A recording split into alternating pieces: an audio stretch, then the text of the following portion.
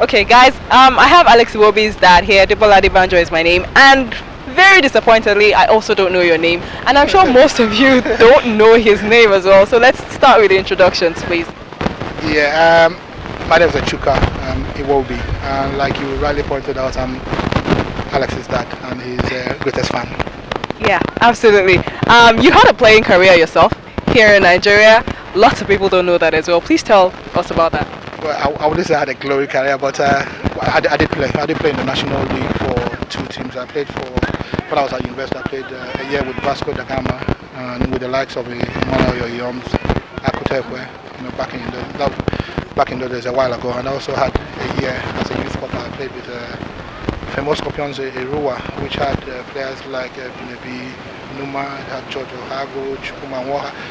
Emmanuel Okocha, actually JJ's elder brother, and that's how I came to know the Okochas. JJ was my teammate and friend, and I got married to Emmanuel's younger sister, JJ's elder sister, and the rest is history. We have Alex to show for it. Yes, exactly, because this interview is not about you, sorry. It's about Alex. It's never. 100% agree, yeah, of course. So you don't feel uncomfortable about that, do you? I mean, most people see you and they want to talk about the son, not you.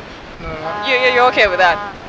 That is my preference, because a lot of people want to dwell on my playing career, and it's certainly not about me. And I tend to take a back seat, but I owe it to Nigeria to express the joy of a father in his son playing. So when the interview is about me, I stay away from it, because the point you made, which is rightly and the very correct point, is about Alex's journey as a player, his growth with the national team, and the expectation and prayer and the hope that the country will progress to Russia. Okay. Let's get straight to it now. Most youth, I'm speaking for myself and friends and people I hear and listen to say, when I have a kid, he's going to play football. My daughter is going to play tennis. My son will play football. Now, it's a dream. I mean, let's be very frank. The ridiculous great salaries is something everybody would like, but I know there's a lot of work that goes into it. I know that it starts from as little as when they are 3. I remember Arsene Wenger, Arsenal's coach, saying something, look, if a kid doesn't know a certain thing about football from age 4 to 10, he probably will never know it again. So the interest that you had, your footballing career, made it, of course, the transition easy for Alex. But how about someone like me who has no football background except maybe my journalism, who would like a kid to play football? What do I need to know for starters? Well, for starters, the approach, again, it differs for every person. My approach was a father. I had a son. I was blessed. I had a son, and like you rightly pointed out, I played when I was younger. So I always had this vision of having a son, just for the simple reason that I'll take him to the park and kick around with my son, and no expectations. I mean, what Alex has achieved, thank God, is beyond whatever I imagined. So the way I started, when Alex was 18 months, as a father who played football, wanting to enjoy my football with my son at 18 months. So yeah, that was the start. So I took Alex to the park to play football, and we'll play. I'll be running after him, and he enjoyed it. So when we finished playing, he wouldn't want to go home. He said, "Daddy, one more, and we'll keep going." So there was not a plan. It wasn't. I didn't set my mind I like to become a footballer, because you have great footballers who their children don't end up as football. They could go basketball. They could become professors. So there was never a vision. There was never a path. And then what happened to Alex when he continued playing, with his age mates in school, but there was no vision. There was no extra training. So when Alex was 4, I then took him to what they call the Covert Development Center, where they have people of similar age. Then I always observed that Alex was slightly better than the group, but it wasn't exceptional. It wasn't something that would say, wow, So yeah, it wasn't out of the world. That's very correct. So now when Alex was 6, it's more like me supporting my son doing what he likes doing. I mean, if he was doing swimming, I'd be with him. Basketball, I'd be there, because it's not about football. It's about supporting your son. I mean, I have Alex, my son. I have Marie, my daughter, who's in university. I have 2 kids. So as a father, it's my job. It was my responsibility to support both along their individual journey. So Alex got to 6. I put him with a club called Ripaway, that's a Sunday league team. And Alex was playing football at 6 with a Ripaway, which is a Sunday league team. And there I was at the park, watching the game like all fathers screaming. And and supporting their sons. I'm not a screamer. I enjoy it because I don't put any additional pressure on him. So there's Alex enjoying his football, and then all of a sudden somebody came and tapped me on the shoulder and said to me, "I'm an Arsenal scout." And I'm thinking, are you joking? What's this all about? Are you for real? Yeah. But the coach had told me that Alex was exceptional, and in Alex's team they had Chuka Iwobi, who you might know is Nigerian. He's with Arsenal, so Chuba was playing in the same match with Alex, and the scout approached I and Chuba's dad, Azu, and said to us, "Can you bring these two boys to the Arsenal Development Center?" That was when it got serious, and I'm looking at him, I'm saying, "Are you for real? Is that a joke? Is that a wind up?" He said, "Yeah." And I said, "Okay, obviously you'll be keen, what is up?" Because this was something he loved doing, and then they're taking it to another level. So we took him to the development center, and ultimately it became a process. They won't sign you till you're 8, playing for the under 9. So Alex spent 2 years in the development center learning, and the turnover was high. They were releasing players, bringing in new ones. But ultimately, Chuba and Alex made the cut at 8 and got into the Arsenal under 13s. If I get you correctly, what stood out for them is the passion they had as boys. Yeah, it was more of that, and passion and ability. Because if you don't have it in you, so it's something you have has to be nurtured. People like JJ, back in those days, it's not academy. I didn't go to an academy. I played. So you have to have it in you. So it's like parents take the horse to the water, but you can't make it drink. If you don't have it in you, you don't have the tools in you, then they can't make you better. You have it in you, then with coaching, devotion, they become better. So parents who have kids who don't have the ability, trust me, whatever you do, it's not going to change anything. Just like a child, if you're not naturally intelligent, you can't become a brain surgeon. That's what it's all about. So what works for me is being part of the journey, being behind the scene, and above all, being encouraging. Because what Alex has achieved, I will never take credit because it's not down to him. I was the facilitator. Put it simple, I was a cab driver. Yeah, exactly. I was going to talk about that. The years just before the years he signed his professional contract, for instance, probably that was tough. He probably will come in on some days saying, "I didn't get picked for this, squad." How was that phase? See, the simple answer to this is if you Google Alex's interviews, Alex will tell you that it was a very rough journey. Alex was nearly released by Arsenal. Are you looking at Alex Iwobi? You're saying, are you for Alex was nearly released from Arsenal at 12, because they do 2-year reports. At 12, he was nearly let go, but they gave him an opportunity to continue and get better. At 14, questions were asked again. What did they say was the problem? It wasn't physical enough, or it's just, people, the players around him? Both. And why I say that, Alex was one of the youngest in the team, and he was a bit of a late developer. You see, Alex now is 6'1", and you can't imagine Alex being one of the smallest, but Alex was one of the smallest in the group. So it's all about, you're not physical enough, you're not quick enough, you're not. But what stood out and why he still survived is his technical ability. You can't take it from a player. You're not quick enough, they budge you off the ball. But I'd rather have a player who's technical than physical, because physicality comes with age, with experience, and how to position your body. But Alex always had questions asked about. And they were overlooking what he had up here. And there were many a time where I stood by Alex, and great credit to his uncle JJ. I said to Alex, my message to Alex every day is, even as he's come here, believe. If you believe and you're what you are, nobody can make you what you're not. Nobody is in charge of your destiny. Work hard. And for fathers, once you start pushing a boy into something he doesn't want to do, there's going to be resentment, and it's not going to work. I've never watched Alex in a game and I'm shouting at him. I've never picked up Alex from a game. He's in the car, I'm having a go at him. My approach, which has worked for me, I don't know about others. Alex has a bad game, you have good days. I sit down with him he's in the car, and I'm saying to him, "Alex, well done. Good pass, good shot, good assist. But in certain positions, from my experience, I thought you should have done A, B, or C." We start with the positives. Because already he's in an academy. The academy is beating you with a stick. You're not good enough, you're not quick enough. And I can't add to the pressure. So it's all about saying to him, "Well done, son. Well done. Believe, listen to the coach, be respectful." And the message is always, I always say this about interviews, humility is the key to everything you do in life. Because once you start thinking that you're better than what you are, that's where the problem starts. That's where the problem starts, really. Can you, from the top of your head, tell us something you let go because you had to push him all the way? Did you maybe, not go to the bar every Friday to have a drink with your friend because you have to take him to training or because you have to watch him for a particular game? You see, again, I have to say I've got that passion for football, and I must confess, it's a confession I don't usually make it. If I was playing rugby or maybe high jump, dance or billiard, I would go, but it'd be more of a struggle. But the joy of watching your son in the team expressing himself, because Alex is a bit of a showboater, he expresses himself. So in terms of what I've missed, I'm not much of a drinker. I don't go to the pubs. I'll go occasionally when I need to. So I didn't miss anything on that. And in the UK, there's what we call, just anywhere in the world, there's flexibility. So I was time management. I was a civil servant. And to me, it was all about managing your time. So you come to work early, finish early. So the evening training sessions would start at 6. So if I get into work at 7, 3 o'clock, 4 o'clock, I'm done. I'm going to watch him. Let me get your thoughts there. When you finish your work early, you leave work early. Here in Nigeria, it's a 9 to 5. You can't leave at until a specific time.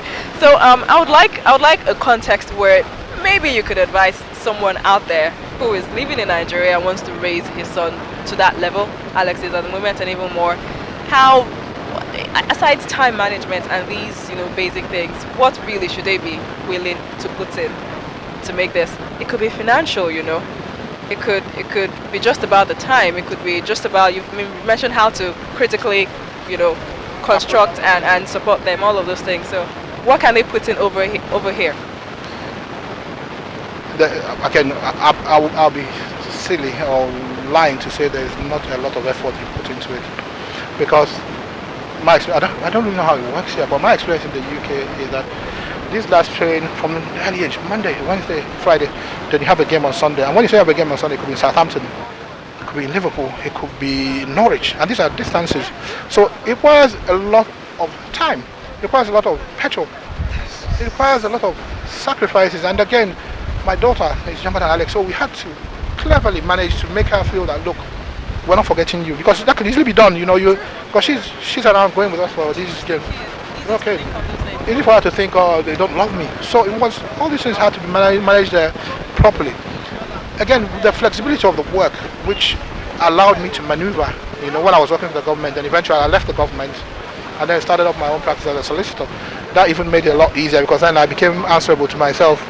But parents out here in Nigeria, you have to make sure that it's what your son wants, because it's not about what you want. You can't. And for Alex, it's always been Alex saying to me, "Daddy, let's go." I've never forever said to Alex, in spite of all his challenges, disappointments. And the point you mentioned, which I didn't even address, there have been times he's been excluded. There's a match going on, he's not playing because he's not quick enough, he's not good enough, he's not strong enough. And then you're in the car picking. He's crying. He's crying in the car. He's a youngster who's been excluded, and you're the one picking up the pieces. You're saying to him, don't worry about it, keep doing what you're doing. So it's something you have to be mentally mature as well for him. So that is something youth and anybody thinking to this also must ask themselves, am I mentally mature? Am I not going to walk on the pitch and ask the coach, why is my son not starting? You see, it doesn't work that way, because that would even lead to greater problems. The academy, the structure is there, and they try their best to accommodate everybody, but again, it's about results. So if they don't think Alex is strong enough and quick enough or is not going to score the goals, they'll put people who are more capable. You do get your minutes, the match will not go on and you don't get your minutes. You still get. So my message to him and any player that age is make it count. So you're on the pitch for 5 minutes, make it count. So it's not about being on the pitch. Obviously, if you're on the pitch for a longer time, you have more chances to make it count. But if you have 2 minutes on the pitch, make it count. So that had always been my message for Alex. Always make it count. It's not about you playing. So that is a positivity. And a good opportunity for me to give, I think people call it a big shout out to Arsene Wenger for him being the one who recognized Alex's talent and giving him the opportunity. And he faces his own challenges, because Arsenal, there have been occasions when the results have not been great. Well, it is, from the fans, from the board, from everybody on his back, but full credit to him, for weathering the storm. He's the longest serving manager in there. And I said to him, his philosophy is about giving opportunities to youngsters, and he's been tried and tested. Alex is not the first. We've got Chuka Iwobi, Ashley Cole, love, name them, Hector Bellerin. The list is endless. So it sticks to the principle, but you have to earn it. Football is not about I love you. Football is about what you're bringing to the table. I'll give you the opportunity, and I will forever remain grateful to you. You don't buy the fingers that fed you. You don't buy the fingers that fed you. So all credit to. Final question, to let you go, because I might not get a hold of Alex later on.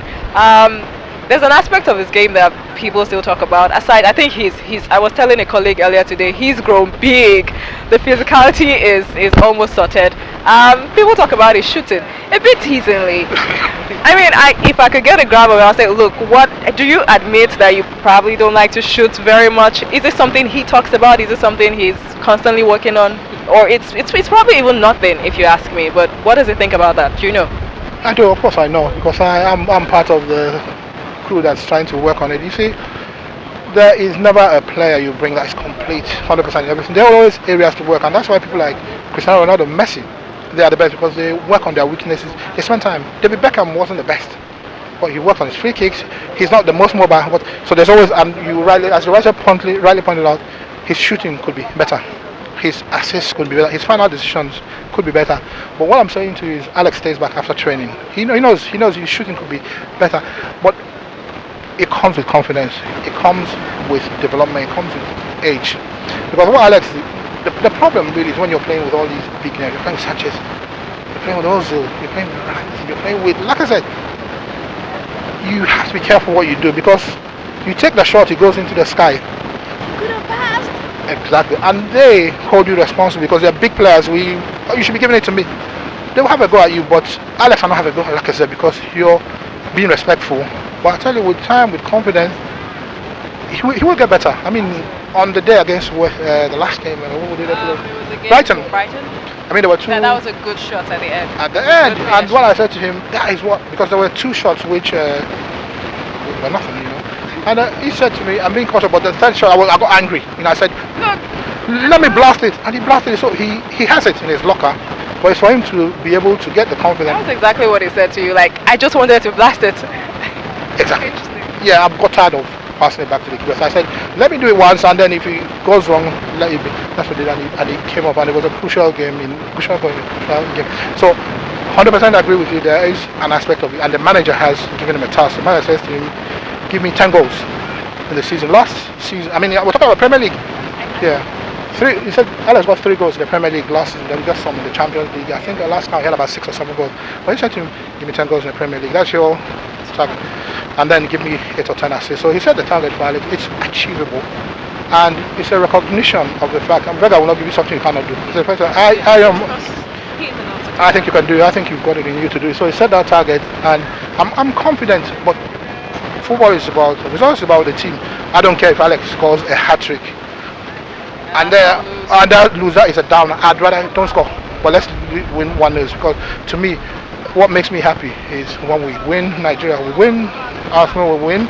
It's not about Alex scoring. So Alex has scored, we won 1-0. Alex scored, we beat Zambia 2-1. That's the icing on the cake. It's not about Alex, it's not about Mikel, it's not about Igalo, it's not about anybody. It's about the team, and it's about Nigeria heading to Russia. Come 2008, that's my prayer, that's my vision, and we have enough in this team to do it. I know. Well, good coach. Okay, sorry. I know I said final question. Do we still have minutes there? Great. I know I said final question, but this is really the final one. So there was this interview that went around for a bit that really cracked lots of us up. I and my friend especially. Alex said fans ask him, give me boots now, give me this and this now, and he says it's with my dad, and they don't believe me. I can't imitate the Cockney accent right now. But they said they don't believe that you're with his jerseys, you're with his money. And precisely, I was telling my mom this about 3 days ago, because I have a little sister who gave me a jersey for him to sign. I was telling him how he has a good team behind him, he has a good head, and how his money certainly would be managed. Sorry, I'm being blunt, but it's very important, because we see lots of footballers who, after an illustrious career, turn out broke. That's the reason you're keeping his money for him, right? That's nice. Well, it's a very good question. The simple answer is I don't keep Alex's money. He doesn't keep Alex's money. Alex, I mean the lesson, and I'm not gonna, even if you kill me, I'm not gonna mention any names. But we have, rightly so, we have footballers who played 10 years, 20 years for Nigeria, or other countries, and they come up and they're begging for money. I mean, they ask when they see you, they want money. And to me, it'd be a failing on the Iwobi family. It'd be a failing on me. Come that time when Alex finishes playing, and he's coming to me to have a bit of my pension. I mean, that would be a failure. So in terms of Alex being looked after financially, being advised properly, it is being done. I'm an overlooker, like a parent. You see, I'm not an agent, I'm not a coach, I'm not an investor, I'm not an accountant. So I'm not a media man. Alex has got his media team. Everything is been structured and arranged properly. With my input, I'm a solicitor, I'm not stupid, so I know how it works. But what I would never do is, if you have an eye problem, you go to an optician. If you have banking, I only advise Alex legally on the aspects I'm good at. I'm not good at all aspects of law. So Alex is investing wisely. Obviously, I can't give you details. He knows what he's doing. I mean, as far as he is now and where he is, Alex broke into the first team a year ago. But what he's achieved in the first year makes me happy. I mean, maybe somebody could look at it and say he could have done more, or somebody will look at it and say he should have done less. But on the jersey issue, nothing would please me the more than coming to Nigeria with a container of jerseys of Iwobi 17 and people screaming, I want it. I mean, Having it for free. having it for free, and I tell you, it's a pleasure. Somebody wants, I mean, if I go there, nobody wants if I ask them, would anybody want Papa Iwobi jersey, they'll say, they'll throw it. Yeah, no thanks, they'll throw it into the pond. So Nigerians, I mean, I'm proud that you want Alex's jersey, but the reality is, the Yoruba man, or Yoruba will not give you the jersey. Anyone, you buy it, and the jersey is £55, which for an individual is not much, but when you're looking at what the demands are. So Alex gives me his jerseys. The jerseys most of the time go to charities, because they have charity people who need money. I mean, homeless people. And Alex is quite revered in the UK. So after the game, he gives me the jersey. Now I'll look at the list of who wants it, and then I give. I'm not going to give any figures, I don't even know. But in terms of how many people have given jerseys, fans, friends, and families, I tell you what, I'm not a boss, but I tell you, and these are the ones I go to the shop and buy at £55. I don't use Alex's money. I don't hold his money. I do it from the abundance of from my own earnings as a solicitor. So there is a limit. I wish I could just throw 500 jerseys, but the reality is it can't happen, because one, it's not affordable. So it wouldn't even be a wise thing to start using Alex's money to give out jerseys. I wish I could do it. So he's right. He gives me his jersey. He doesn't give me his money. I wish he did. I'd be a happier man. Yeah. But yeah, and for the fans to want his jersey, God bless them. It's very, and I do my best. But the reality is I can't satisfy everybody. But people will never say Iwobi's dad doesn't show any love to the fan, because I do. I tell you. You spent over 10 minutes talking to me here. Thank you very much. And he did that for pretty much almost every journalist here. So thank you very much again. Success to you and your son, your family generally, and maybe you can say a shout out to your daughter. I don't know. She's probably not. I don't even think Alex puts her up on his Instagram a lot, but yeah. My daughter is studying mathematics at uni, which is a very good course. I mean, she is very hardworking. Her name's Marie. Big shout out to you, Marie. I love you to bits, and you're a pride to the family, and I'm expecting that someday, somebody will come and pay your dowry. It's a joy of the father, So she's been part of the journey. She has made sacrifices. She's gone to places where she doesn't want to be there. I mean, not a lot of girls like football. She supports Alex, but she's been everywhere. With England, not Nigeria, not necessarily, but she's been with Alex all the way. So big shout out to her, and keep doing what you're doing. And she's a person in her own right. She doesn't want to be known as Alex Iwobi's sister. She wants you to know her as Mary Iwobi, who is her own person. She's not relaxed and getting C's in university. She wants to get her A's and prepare herself for life. And that's what she's doing. Big shout out to Mary. Well done. Big shout out to you, Mary. Thank you very much. It was great talking to you. Thank you. Yeah.